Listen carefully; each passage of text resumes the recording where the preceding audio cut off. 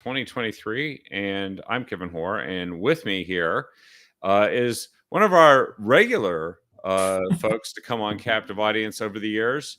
Although it's been a little while, but we're Yes. sure glad to have him back on. And he's been in the news, believe it or not, and we're going to talk all about that. Representative E. Werner Reschke. Representative Reschke, welcome to the program, and happy Tuesday. Thank you, Kevin. It's good to be here, and happy Tuesday indeed. So, yeah, this has been really interesting because uh, there's been so many things written about Measure 110. Yeah. And it's clear, actually, at this point, that the people who put it forward, from what I can see, are kind of in panic mode now. They're organizing junkets to Portugal to go and try to validate the idea that it's working there, which is where the idea came from. So, therefore, it's going to work here. They trot out experts, which they did just the other day. Dr. Tom Jean or Genie or something from the Oregon Health Authority, an organization that is plagued with its own credibility issues over the past several years. But and then they got a bipartisan committee that they put together, ruled by one party. Right. To examine and review Measure 110 to say that they're looking at it.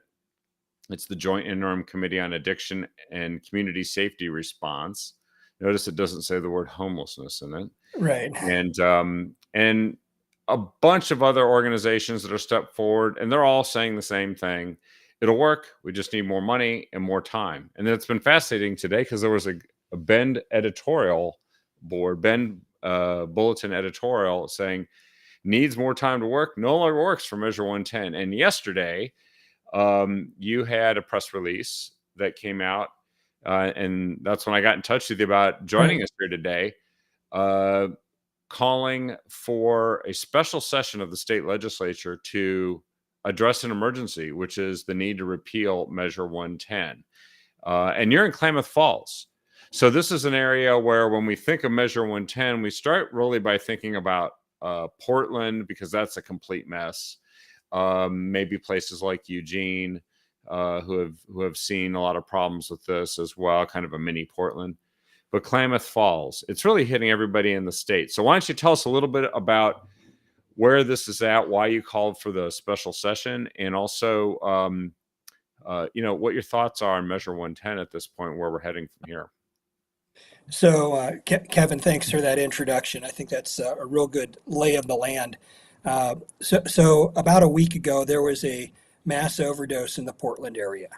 And I looked across the landscape, and no one was saying what I thought was the obvious thing to say: repeal ballot measure 110 and not wait till February when we meet for the short session, but let's do it now.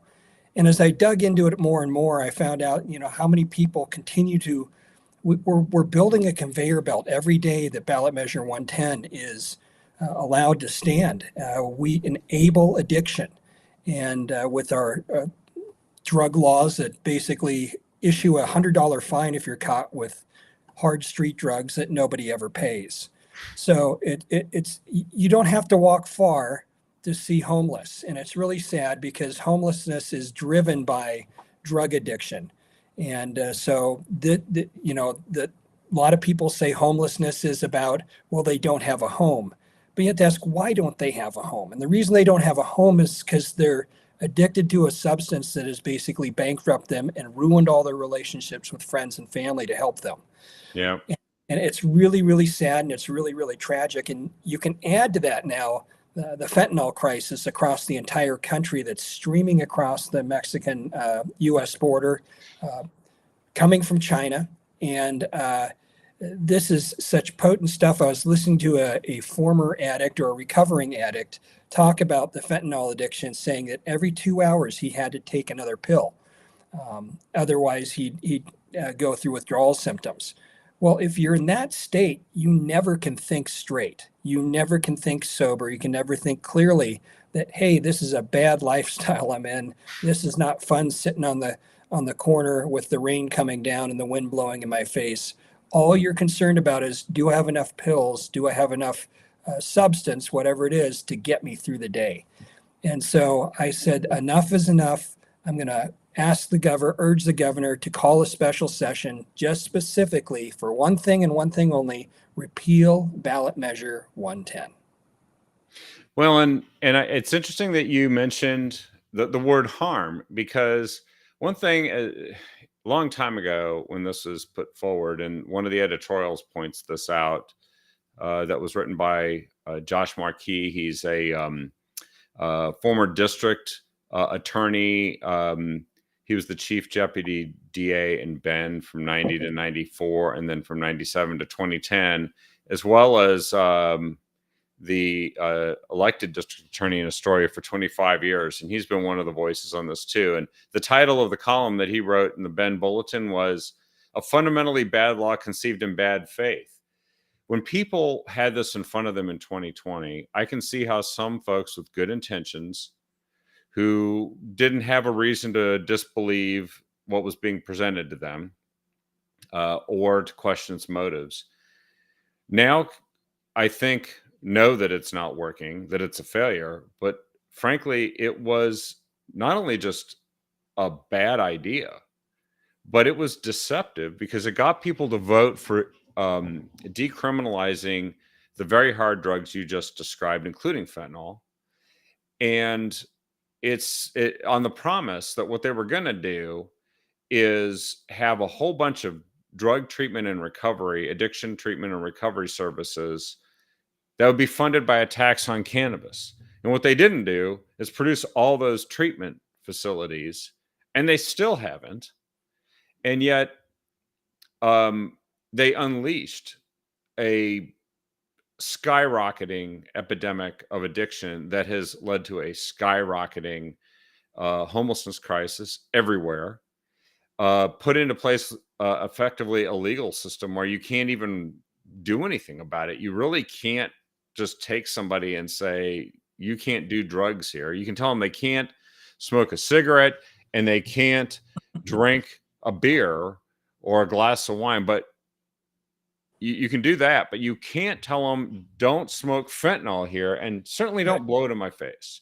And so now they've unleashed this problem, and it's turned into a crime epidemic too, because all the crime that people engage in to feed that addiction has skyrocketed everywhere that has taken hold, right? And then that against the backdrop of police that are either underfunded or defunded, more constraints put on their ability to even do their jobs. And then, and I think maybe this is the worst of all, they've come in with something, and this is why I thought of the word harm. They've come in with something that they call harm reduction, which is to essentially enable all the activity that the drug addicts are engaged in, so they can do it more safely for an indefinite period of time at no cost to them, wherever they want. They call it harm reduction, and I've concluded that it's all harm and no reduction. And then you said, each day we wait, more harm is done. Yeah. So much for harm reduction. I think Measure 110 was a giant exercise in harm reduction, and it has failed. Right. When I was introduced to the term harm reduction, it was described to me as, well, we give them clean needles, or we give them a safe place to get high, etc. And I understand the compassion behind that, but all you're doing is enabling the behavior, a behavior that none of us really want. I don't think even the addict wants, if they could think clearly at the moment. So what we really should be doing is, instead of harm reduction, we should be harm prevention. And so we should stop we should delegitimize and, again, recriminalize hard drugs, because once you legalize these drugs, you legitimize them.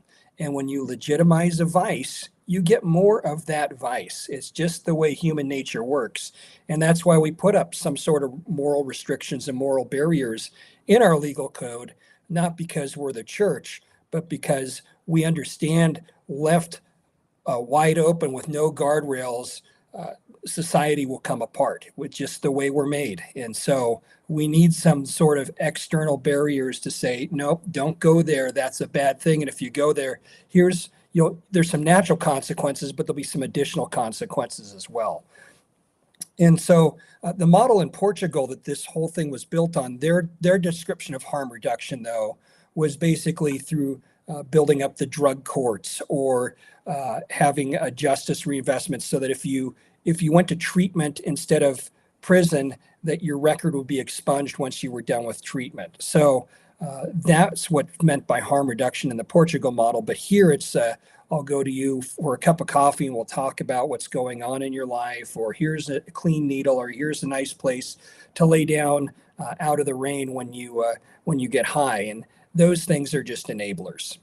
Well, and then they do, I think the other thing they mentioned about for harm reduction, well, first of all, they give people free food so they don't have to waste any time earning an income, so they can Right. spend every penny they get a hold of on drugs. And Drugs. then at the same time, they also make sure there's Narcan around, so Right.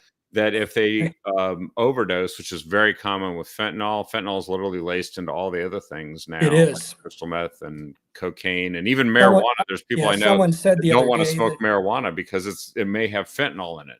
right, somebody said the other day that if you're not hooked on fentanyl, you will be soon if you're doing any of these other drugs, because like it is inside it. Dealers understand and the cartels understand this is so addictive. If we just put a little bit in there, it's going to increase your addiction to this drug. And now we've got a nice revenue stream coming in. Yeah, and you can keep overdosing and overdosing and Yeah. overdosing, and they'll keep No, doing this. And I know in Portland, the fire station basically doesn't have time to do regular rescues or fight fires. They've got like literally dozens. Each fire station has dozens and dozens of overdose calls every weekend that they have to attend to on a regular basis. So it's actually impacting our public services that everybody depends on. But then it then is. Multnomah County came up with this brilliant idea, which they later denied they were doing. They went out and they spent $80,000 and bought manuals to tell people how they could do drugs through their butt, which I was like, really? I learned boofing. It's a new term. It's instructions on how to do it. Yeah. Wow. That's the government helping you do drugs that way. And then the other thing they did is they bought foil and straws so they could have foil and straws distributed to people on the street so they could have better quality foil and straws. Now, it was one thing when it was needles, right? Because the hypodermic needles could spread different types of Right. diseases. But this just seemed to be like, let's make it easier to, do this thing that is never going to be good for you. It's all enablement. It is enablement. And so when, again, you legitimize and then you enable a vice, you're going to get a lot more of it. You're not going to get less of it. And my idea for calling, ballot measure 110 did two things. One is it legalized all street drugs, the hard illicit street drugs that we're talking about. The other thing it did is it shifted funding. And this is how it was sold to to Oregonians. And I don't blame people for voting for it, because this is what they thought they were voting for. Yeah. More money for drug treatment. Well, where do you get more of that money? Well, it came from money that was allocated to schools, to law enforcement, to cities and counties. That money was taken from those folks out of the cannabis funding taxes and diverted to OHA. And OHA has had hundreds of millions of dollars since ballot measure 110 went into place, and they have squandered it. It's just been an absolute disaster. Now, there's some bright spots. There are some treatment centers. But if you look at the whole program as a whole and you look on the street, you go, this isn't working. Most experts say in order for this type of legalization to work, you have to have on-demand treatment. So once somebody decides they want treatment, you got to have it within 3 hours. They have to get it. Otherwise, they're going to go get high again. Because they have to. And so, because they have to. So it's you have to have that on demand. Oregon is 50th in access to drug treatment after ballot measure 110. So hundreds of millions of dollars spent and or allocated at least to OHA to fix this problem. and we come in 50 out of 50 as far as being able to provide access to drug treatment. And there's different phases of drug treatment. There's one is, just the immediate care. And then there's, a 28-step program or 28-day program where you work through that. And then there's long-term living in a communal environment where there's no drugs, where you can learn to get a job, where you can get on your feet, etc. And recovery is expensive. It takes a lot of time and it's uncertain. So in my view, the best policy is let's prevent as many people going down that path to Yeah. begin with, and then provide help for those that have fallen into that trap and help them get out. Stop growing the problem, because there's no way that they'll ever catch up with the treatment services. Plus, one of the problems I've had with the treatment, I mean, they're literally talking about dozens of beds in a place like Portland, where there's like 10,000 people on the street doing Right. fentanyl and meth.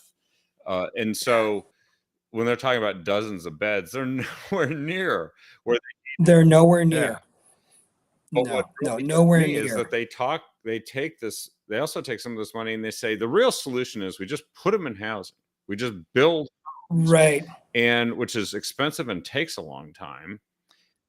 And Portland's solution was the city council recently passed an ordinance that isn't legal yet because of ballot measure 110. The legislature has Yeah. to act, which is basically saying you can't be, you talked about you can't have a beer out in public, you can't smoke, I mean, outside, you can't smoke, too close to a doorway or an entrance. And this would make, getting high on some other substance illegal as well.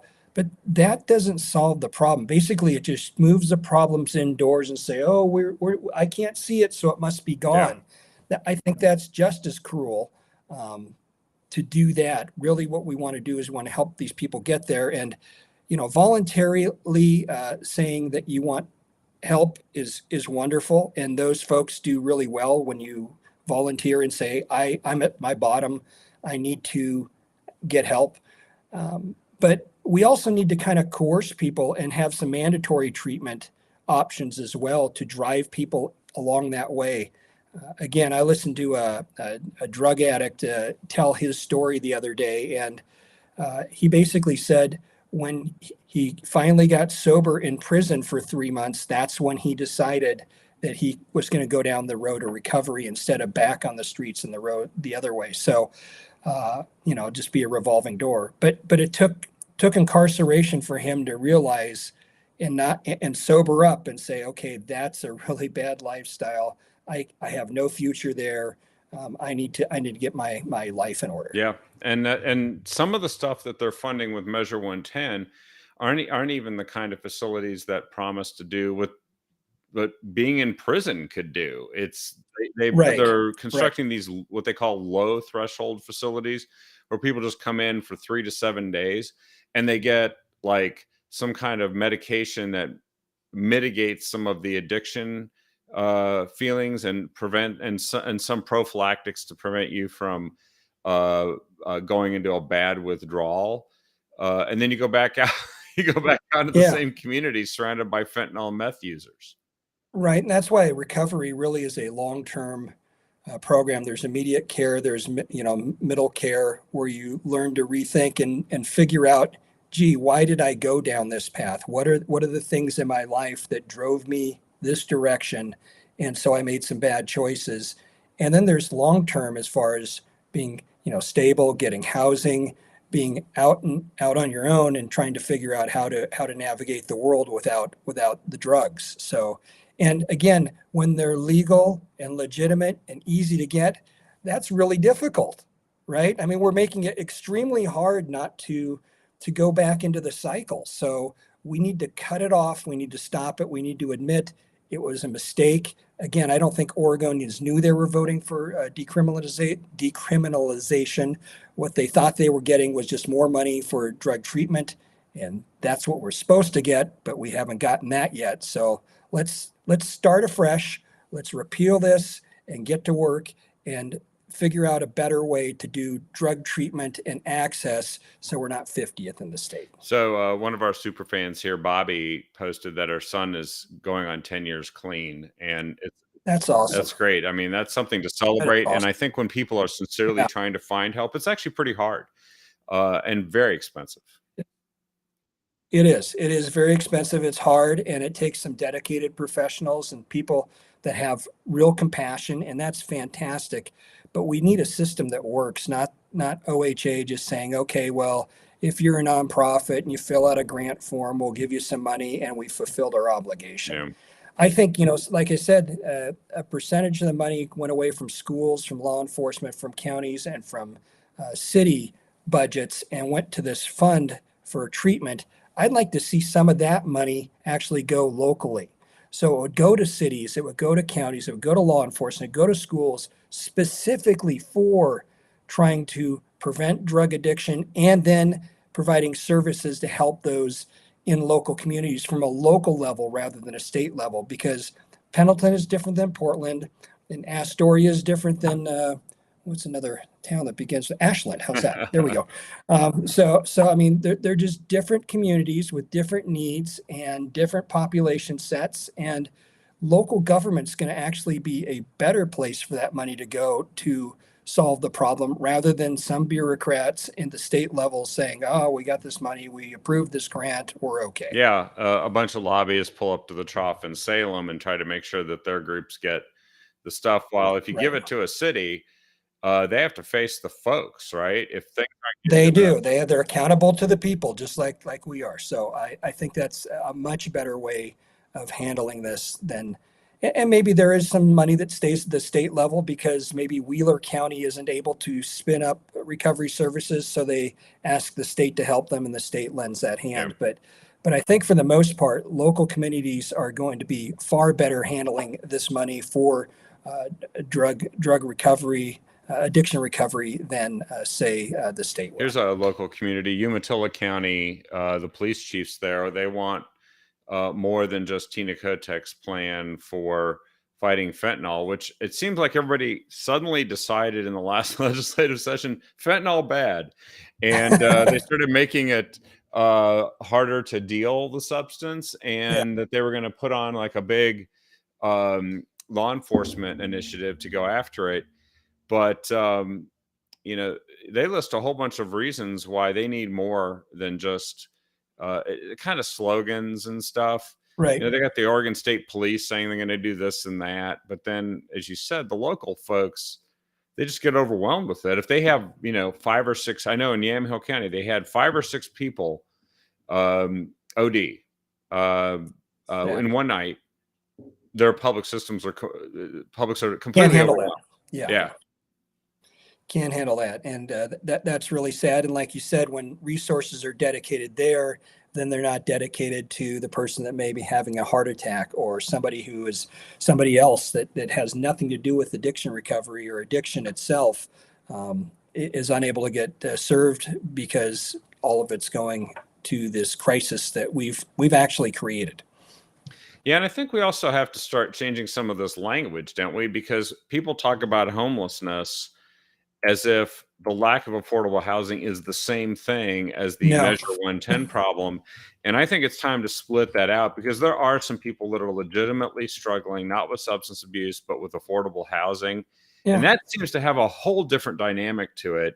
Yet it's creating this massive industrial complex that's feeding off of a problem that I don't think it gives them any incentive to solve, because then the money will stop. And it's caused oftentimes not by the lack of money, but by the government itself and the zoning and everything sort of standing in the way of even making the building of additional housing affordable or even possible, right? Yeah, I've said our affordable housing problem is based off of my 3 L's, and it's land use laws that were passed in 1973. They haven't kept up with the times. I think they were fantastic for 1973, not so good 50 years later in 2023. So we should revisit that and loosen our the land use laws so that we can build more housing, so the developers can build more housing. And I know there's always the concern for urban sprawl and whatever, but right now I'd rather have that problem than I would having that, you're a young couple and you can't afford a house and you're renting until you're age 40 and then you decide to move out of the state because you just can't, you could buy a house in another state. Here you're going to be eternally renting.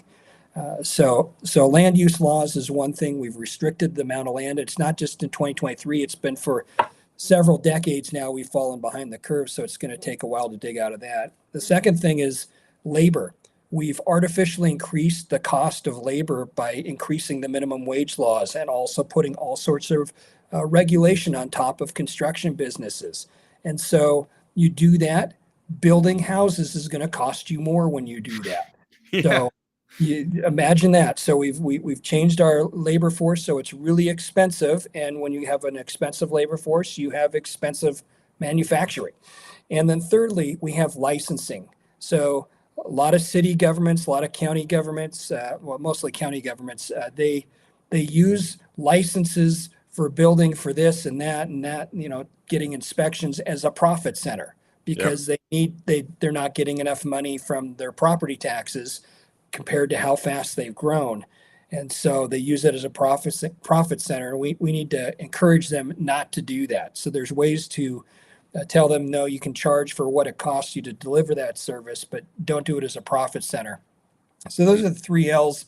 If we were to fix those three things, I think we'd find ourselves in a much better place as far as being able to build a housing that's affordable. The one thing is that the housing market is all connected. So even if you're building $600,000 homes, people that move into those homes move out of the homes that are $300,000, and now those become available. So it's not just build affordable housing; it's just build housing. And again, the entire market is connected. Yeah, it's an ecosystem, right? And when you change one part of it, it affects all the others, and Yeah. especially people who want to get out of rental Right.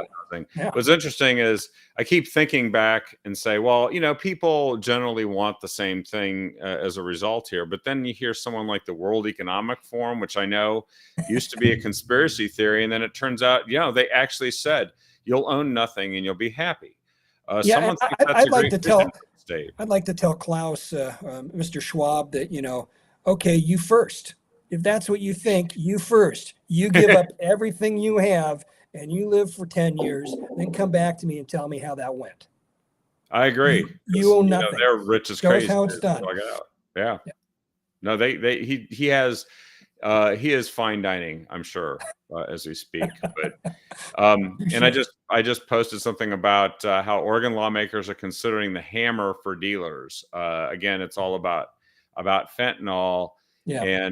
But I think if they stop expanding the problem, then you probably won't need to do this as much, even though I think they Right. should tighten up the Right. I wrote an article called "There's a Hole in the Boat," and you can find it on my website, warnerfororegon.com.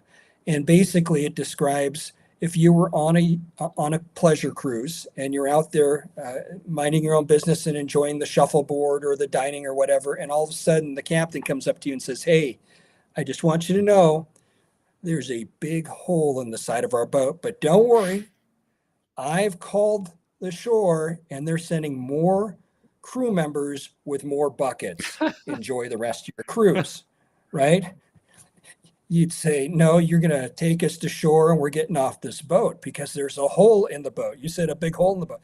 And that's what homelessness is. That's what ballot measure 110 is we have this huge hole in the boat. And the answer is more bureaucrats with more buckets not fixing the hole in the boat. Yeah. We're just going to continue to bail our way out of it. And that is an expensive, expensive proposition. And the other thing we should talk about when we talk about addiction, Kevin, is it leaves a scar in people's lives. Yeah. Those that come through recovery, God bless them. They have more strength and power, and it's wonderful. And like you said, the listener here said her son was 10 years sober, clean. That's amazing. But there's a scar that's left there, and you have to deal with it. And I'd rather see people not even have that scar than actually have to have the scar and then have to deal with it the rest of their lives. So we are talking about human lives, and as somebody who's very pro-life, every life is precious, and we shouldn't allow these kind of off-ramps in society that cause this kind of damage. Yeah, this is not something we need to add to the list of things that teenagers are struggling with as they try to mature and define their identities and persevere through school and chart a course for their lives. And then, oh, by the way, lots of inexpensive drugs that you can get and Right. you'll become addicted. How nice. And Well, it's interesting. Ballot measure 110 went into effect in 2020. I mean, it was passed in 2020, and it was at the same time as COVID and lockdowns and school closures and so forth. And so we did tremendous damage to young men and women and into children. And they're looking for an escape, right? They're looking for some way to relieve the depression of being isolated from their friends or going to events, etc. And so they're just ripe for the picking for drugs. And so this was a real bad storm. yep. Well, and another one of our viewers here said that she knows a mom who lost 3 of her adult kids to drugs, and the damage that was done by them in that process to the family too is just enormous. It's a lot of It is. consequences. Right. It's not just to the addict per se. It's to their family and to their friends because there's damage that goes all around when that happens. And when there's a death, a premature death like that, then it affects the family, and it's difficult. It's really bad, and that's why I urge the governor, call a special session now. Let's repeal this law. Let's delegitimize drug use, and let's get back to work defining the right way to provide recovery. Some people have said that maybe we should keep the part that produces funds for treatment and recovery. It doesn't seem like they have ever found a difficulty in things that are truly important, finding funds for that, even in the general funds. And you mentioned that it was actually Right. draining some of the schools and other public Law enforcement, services. cities, and counties. So that when ballot measure 91 went to the ballot, there was an agreement made through by all those entities saying, okay, if we're going to legalize drugs and we're going to put this before the people, the funding is going to go to these specific areas. And for law enforcement, it was to help with law enforcement and enforcement of the new marijuana laws. For counties, it was for, the health benefits, cities likewise. And they've taken a lot of that money away. And so I think that money could still stay allocated to uh, drug recovery or addiction recovery, but I do not want it going to the Oregon Health Authority, which is just how do I say it charitably? They're ineffective. And so they're a big agency. If you look at their budget, it's $33 billion over the next 2 years. So even if we didn't take that marijuana money, I think their budget's big enough. Maybe we should take some of their money and give it to local communities in order to solve this problem, because it's at the local community people are most motivated to fix this. It's not in Salem. The only thing I'm sure of is that Measure 110 has grown the government Yes, and a bureaucracy, more bailers, more bailers. and it's also and obviously it's grown the victim set that are dependent on the government, Yeah, and it's grown yeah. an industrial complex to be funded in order to implement all the things that frankly aren't working. The nonprofit industrial complex. Nonprofits used to be supported by the local community. It'd be a business would give or people would give, and that's how the nonprofit got its funds. Now, nonprofits, for the most part, get their money from Yeah. government. And I think that is not a good model at all, because there's no accountability or very little accountability where that money goes and spent. And then when you decide I'm going to shift funding or we want to slow the funding for this particular grant, boy, do they show up in committee. Yeah, they fight the accountability ultimately. That's right. Now, there is this bipartisan group of legislators.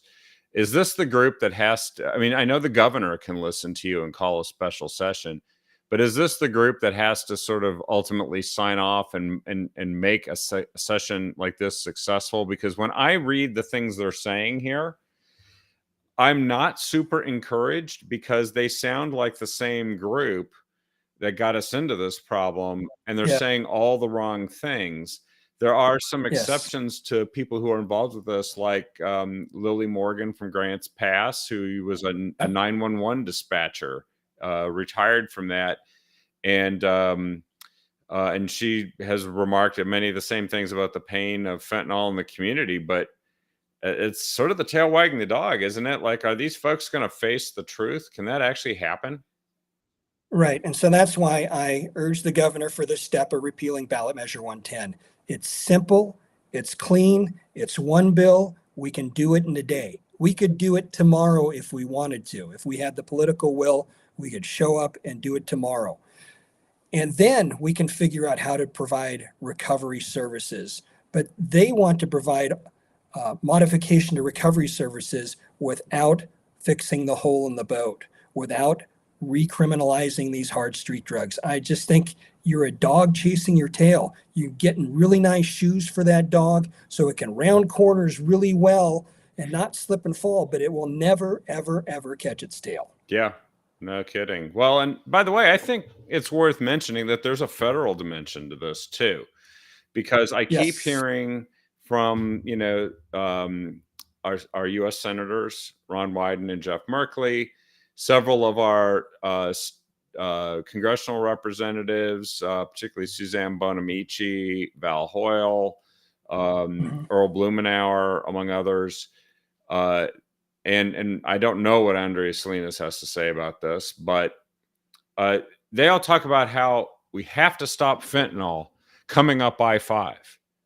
But they're federal legislators, and the federal government is charged with something that you as a state legislator is not, which is making sure that the borders of our country are actually secure. And right now, there's literally millions of people have come across our border. The ones they can count and let in, and 99% of them they've let in, and they're just running around in the country someplace claiming to be refugees.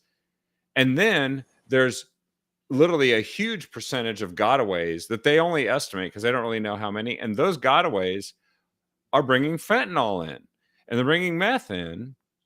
What does Ron Wyden and Jeff Merkley think, that fentanyl suddenly magically appears out of nothing at the bottom of I-5 somewhere in Southern California, and people just get in cars and drive it up here? They could solve a huge part of this, couldn't they?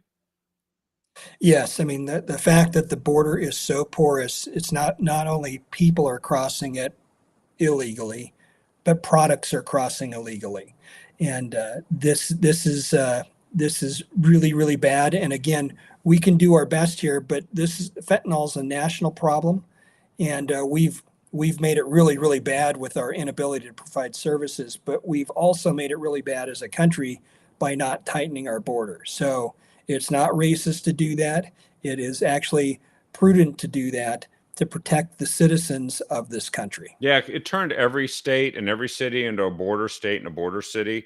And if you go into Portland, I Yep. know this, I've seen it. I've gone down and I've looked at it. You can't dwell too much because you don't know if somebody might pull out a gun and start shooting. And not a legal gun, by the way, an illegal Right. one, which will not be prevented by any legislation that the government passes from getting into the hands of 16 and 17-year-old Guatemalans on scooters that actually show up at about between 4 and 6 p.m. every day at the corner of 4th and Washington in Portland. And they bring in the product that's been brought into the country up I-5, and they actually distribute it to then the dealers that go out to all of the different Yeah. homeless encampments and distribute it. They also are the recipients of many of the stolen goods, because a lot of stuff doesn't involve cash transactions now. So when people go and they Right. break, just smash and grab into the car, whatever they get that's of value, they just take that and they say, "Hey, here's a wallet with some cash. Here's some sneakers that I stole out of a car, or a computer, and how much fentanyl can I get for that?" It's Yeah. created an entire secondary system, but it does tie back to the fact that people can just run across the southern border, and the cartels actually run some of these homeless encampments too. Yeah. Yeah. It's a big problem. And so as a state legislator, I'm focused on what our state is doing wrong. And I believe by decriminalizing drugs and then giving the money that was going to those other agencies, to OHA, to fail in providing drug treatment services, we need to end that program right now. Well, that is a great uh, initiative and something that I think will drive the public debate. It's time to, Yeah. if they don't have the political will, then we should demand that they find it. And then 2024 is going to be about not only fixing the problem, but also making sure that policies happen that don't reintroduce the problem and maybe solve it, which we're not used to that, right? We're used to problems that just cost more and take more time and then become something that you can't get rid of because you're a bad person if you say, well, I don't think we should keep shoveling money into this. Right. This next year is going to be a real test for the people of Oregon, but I think also for the elected officials that claim to have their best Yep. interests at heart. Yep. What- I agree. I just wanted to quickly touch upon a couple of other issues before we wrap up here, and Sure. there are other issues. It's just that this has been the biggest one, right? Yeah. Homelessness and drug addiction and Measure 110 and the crime. But turns out that there might be some relief coming to folks who are dealing with all this inflation and cost of living and, frankly, higher taxes across the board in many communities. And it's that there's going to be a kicker. There's going to be a large one, right? What is the status of that as far as you know? I mean, is it pretty well protected? And, should people, is this going to help folks that can't quite make ends meet right now? So to answer your question, yeah, it's really large. And so just the notion of what the kicker is again, the kicker is uh, the legislature sets its budget for 2 years. And then if more than 2% comes into the general fund over that time, that overage then goes back to the taxpayers. So it goes in proportion to how much you owe in taxes. So based on your return, et cetera. And so this time there's a $5 billion pot that's going to be distributed among taxpayers. And you said, is it safe? That's a great question because it's supposed to be handed out or returned. I shouldn't say it's not a handout, it's people's money.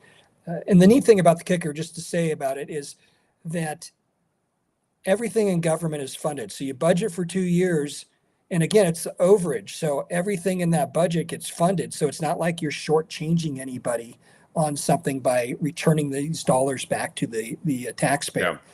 But we're going to go in short session in February. There are some tricks that I've seen some legislators talking about doing that would lower that amount or take it away or adjust the value of it.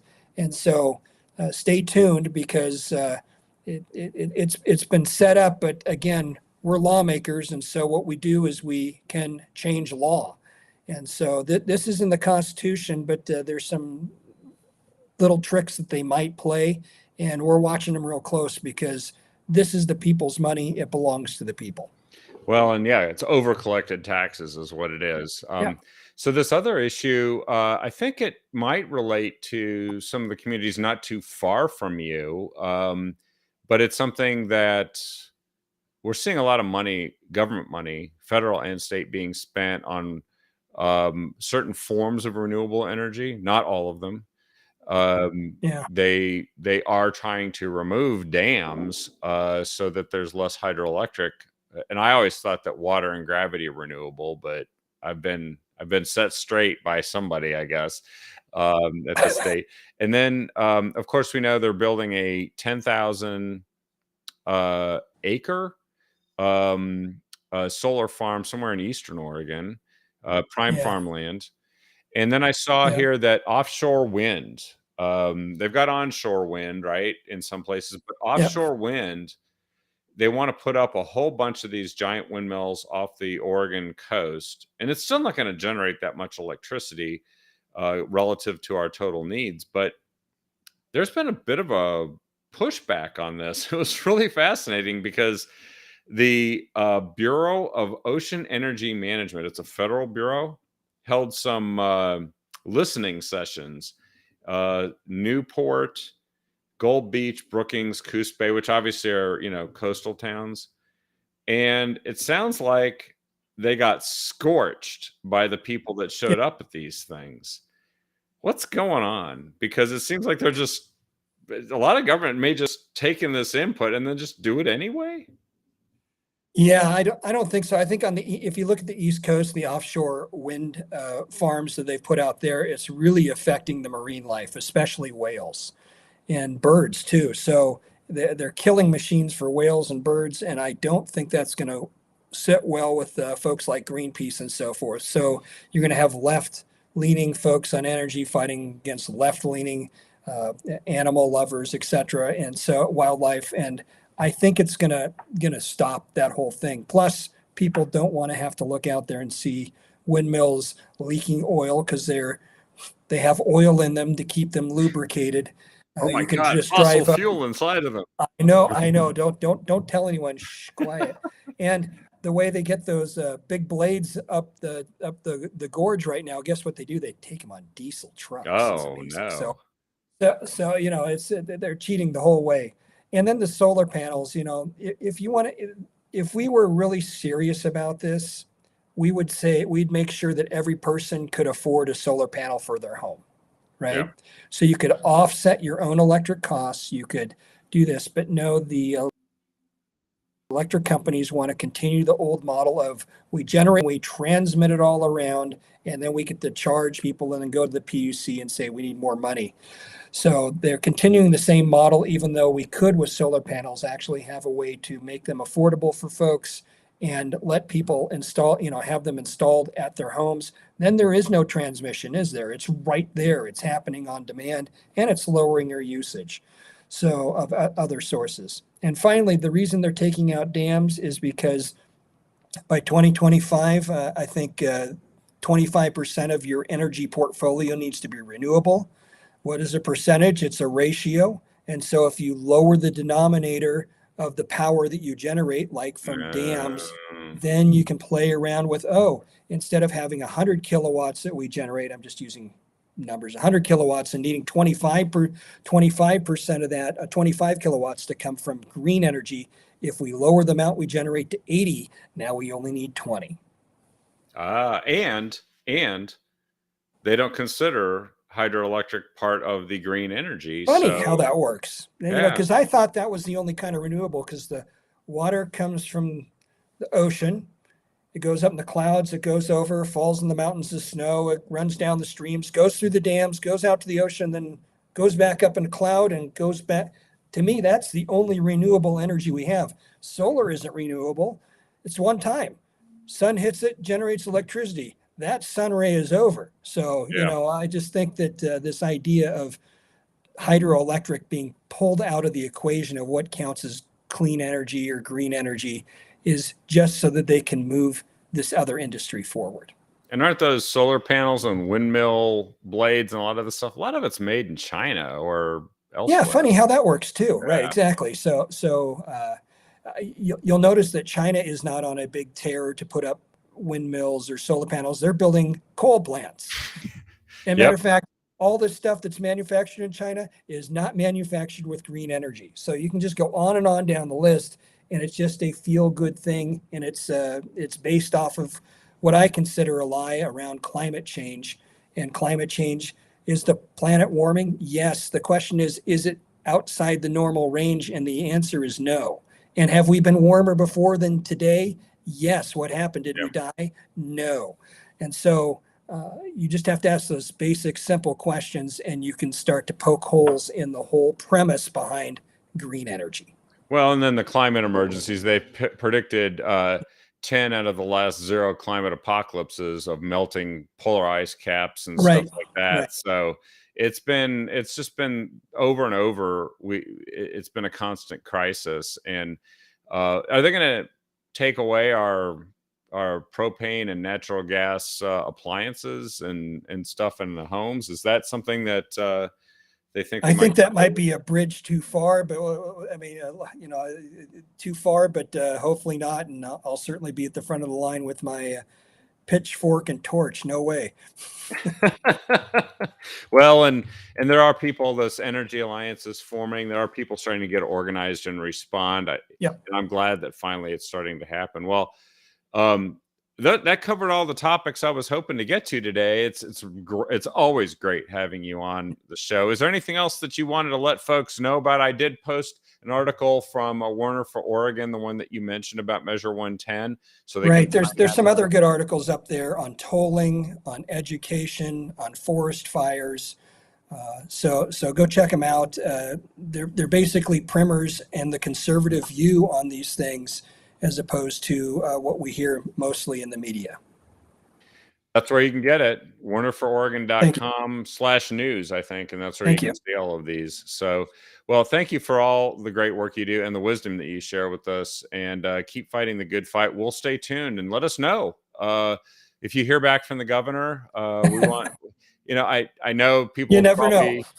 you never know. Maybe she's finally realizing that there's a real emergency that she That's needs right. to address. I texted her Monday morning saying, "Hey, I have this press release that's going out. I want you to know in advance that I believe that this is what we need to do."